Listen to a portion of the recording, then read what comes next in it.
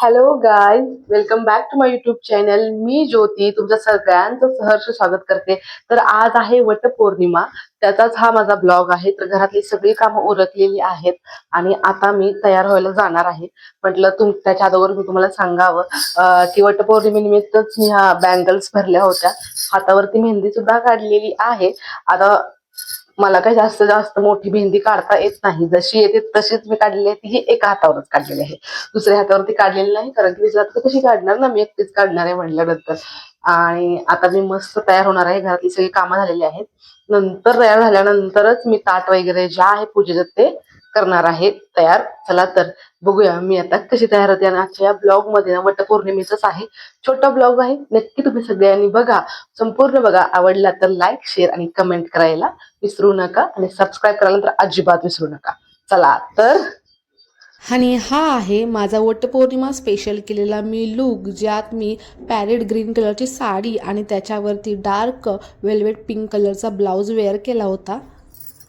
या साडीचं खास वैशिष्ट्य म्हणजे जेव्हा मला हे पहिल्यांदा बघायला आले होते ना, तेव्हा मी ही साडी वेअर केली होती आणि खूप छान साडी ही सेट सुद्धा होते. तुम्ही बघू शकता किती सुंदर लुक आलेला आहे. आणि या ज्या बँगल्स आहेत त्या खास मी वटपौर्णिमेसाठीच घेतल्या होत्या. वटपौर्णिमा होती त्यामुळे सकाळी लवकर उठून घरातील सगळी कामे उरकली, देवपूजाही केली आणि मस्त असा आशीर्वाद सुद्धा घेतला देवाचा.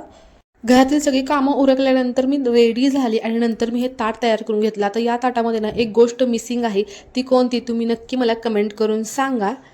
एवढी तयार झाली होती तर म्हटलं चला एक दोन व्हिडिओ अजून शूट करून घेऊ, त्यासाठीच हा व्हिडिओ शूट केला होता.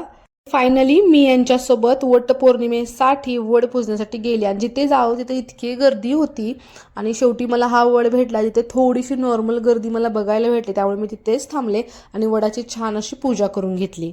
वडाची पूजा करण्याआधी ना मी तिथे दिवा प्रज्वलित करून घेतला आणि नंतर गणपती बाप्पाची स्थापना करून घेतली, त्यांची पूजा केली आणि नंतर मी वडाची पूजा करून घेतली.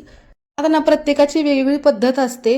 तिथल्या लेडीज ना एकमेकांची ओटी वगैरे भरत होत्या, परंतु मी काही कधी भरलं नाही. माझ्या घरच्यांना सुद्धा कधी भरताना बघितलं नाही, म्हणजे तिथे तरी नाही. त्यामुळे मी काही कोणती नवीन पद्धत पाडायला गेली नाही. फक्त वडाची पूजा केली आणि मस्त त्यांना त्याचा आशीर्वाद घेतला आणि त्याला एकच मागितलं की माझ्या पतीला दीर्घायुष्य दे, माझा संसार हा सुखाचा होऊ दे, माझं कुटुंब नेहमी आनंदात, मजेत आणि निरोगी आयुष्य जगू दे. पासून वडाची पूजा केल्यानंतर ना आता वेळ होती वडाच्या झाडाला 7 फेऱ्या मारण्याच्या. आता 7च फेऱ्या का मारायच्या याचं एक रिझन आहे. वडाचे झाड हे दीर्घायुष्य, स्थैर्य आणि अखंड जीवनाचे प्रतीक मानले जाते. त्यामुळे स्त्रिया आपल्या पतीच्या दीर्घायुष्यासाठी, आपल्या कुटुंबाच्या सुख समाधानासाठी, शांतीसाठी ना वडाच्या झाडाची पूजा करतात. 7 हा अंक आपल्या संस्कृतीमध्ये अत्यंत शुभ मानले गेलेला आहे. लग्नामध्ये आपण 7 फेरे मारतो, 7 वचने सुद्धा देतो.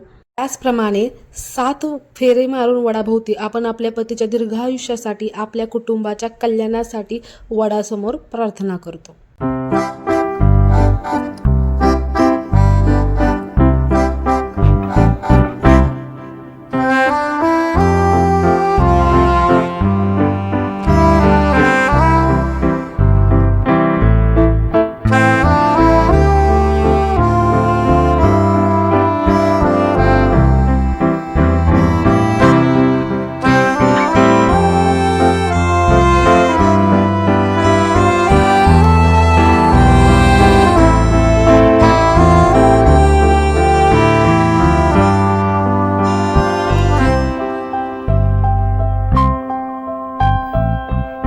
आणि अशा पद्धतीने मी माझी वटपौर्णिमा साजरी केली. तुम्हाला ब्लॉग आवडला असेल तर नक्की चॅनलला सबस्क्राईब, लाईक, शेअर करायला विसरू नका. बाय, भेटू उद्या. तोपर्यंत बाय.